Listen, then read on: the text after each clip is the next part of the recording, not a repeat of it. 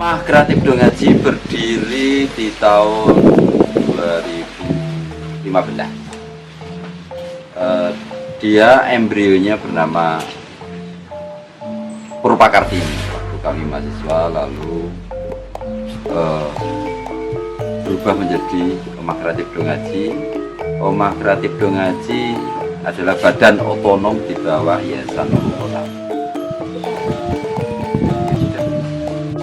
Canting cap kertas kita temukan di tahun 2016. Itu berawal dari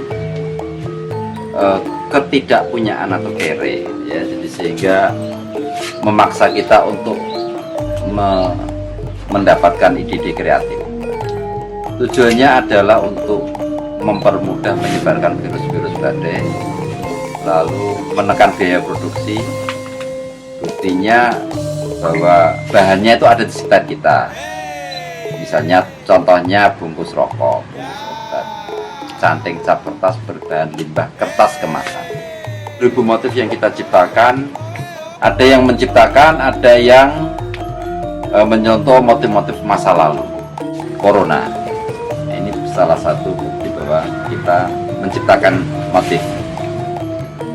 Rumah Kreatif Dongaji itu mempunyai dua produk andalan saat ini, yaitu canting cap kertas dan sado batik. Baru-baru ini kita sudah kolaborasi dengan Rumah Garuda yang mempunyai wayang pulau, pentas di Festival Kongres Kebudayaan Desa. Distribusinya kita nggak mass produk seperti pabrik, tetapi kita juga bisa buat banyak. Sampai hari ini walaupun sedikit sudah sampai ke Amerika, sudah sampai ya tadi Australia, Barca dan sebagainya. Terakhir itu di masa pandemi bahkan kita dapat orderan walaupun satu dari Amerika. Harga batiknya itu karena kita memang memilih di level yang tidak terlalu mahal, dari mulai 80, 100, 150. Kita menyebutnya bukan pekerja sih, jadi kita belajar bersama karena namanya Dongaji. Jadi ada sampai 5, ada cuma 1. Sampai hari ini saya gagal untuk membelajari masyarakat sekitar sampai hari ini, dan berharap influence ini mampu untuk menarik mereka ke sini. Dongaji itu bisa diartikan mari belajar, dan doa yang aji. Lalu kalau tidak punya, dan gaji. Batik itu bisa diciptakan, diselesaikan tergantung dengan pesanan sih. Kadang itu ya karena tadi kita nggak seperti pabrik, maka kita bisa melayani 1, 2, bahkan mungkin banyak, bisa sehari ya bisa 5, tergantung kerumitan dan sebagainya. Kebetulan saya sampai hari ini itu sering diundang ke kemana-mana, baik di Jawa, di luar Jawa maupun ke luar negeri.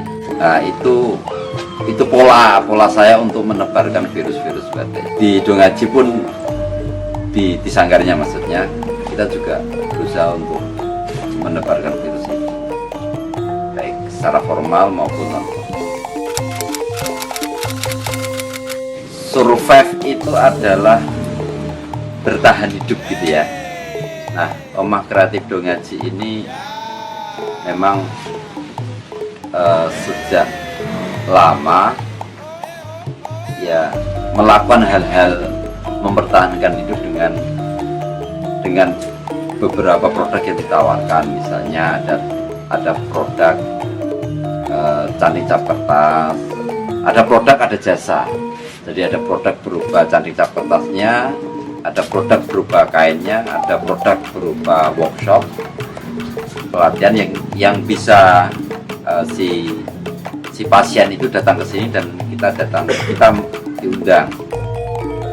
Lalu dengan kelebihan kita yang menawarkan desain-desain baru, lalu mereka bisa memesan motif. Itu salah satu cara untuk yang berbeda dari kami. Nah, keberbedaan itulah yang membuat kita mampu bertahan. Di masa pandemi ini, Dongaji hampir tidak merasakan, karena malah tambah banyak order. Mungkin karena saya menciptakan salah satunya motif corona mungkin. Awalnya saya takut, tapi ternyata peminatnya banyak. Lalu di masa pandemi itu biasanya keluar, lalu kita di rumah saja. Disitulah masa inkubasi sehingga muncul ide-ide baru yang sebagai senjata kami untuk survive. Salah satu produk dari Dongaji, lompatan dari batik itu, kita mampu batik itu dipertontonkan, diperformankan, dipentaskan. Ini lompatan, kata teman saya itu lompatan. Karena baru satu di dunia ini, yaitu Dongaji yang menyebutnya shadow batik.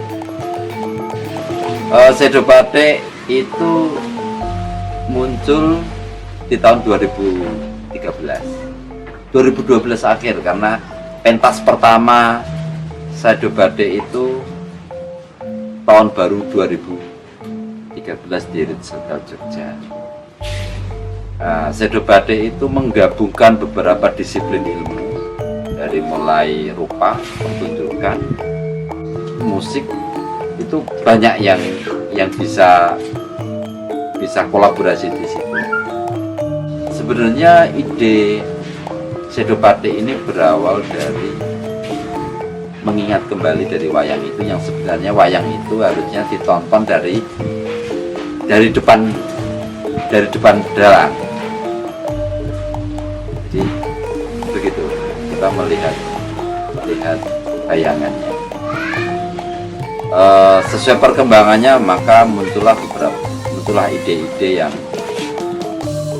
yang membuat kita tidak bosan. Artinya memulai, misalnya begini, dulu awalnya hanya bermain warna, lalu muncul lagi kita ada cabutan warna dan sebagainya, lalu muncul beberapa properti untuk membuat bayangan itu. Saya cukup bangga, satu dipentaskan oleh orang di Singapura, tapi mereka juga izin. Nama saya Franky, saya ikut di Rumah Kreatif Dongaji ini kira-kira tahun 2016-2017. Ya berawal dari saya gabut mungkin ya, tidak masuk di isi. Kemudian saya ikut bergabung di sini tahun sekian, dan saya di sini sebagai, ya bisa dibilang buruh keceh ya, seperti ini. Ya di samping ngecat ya mungkin warna dan lain-lain seperti itu. Apa lagi? Wes, Mau ditanya lagi apa lagi? Testimoninya enggak? Mana ya? Untuk asal belum tadi Mas. oh ya, saya asal daerah dari Pacitan, Jawa Timur.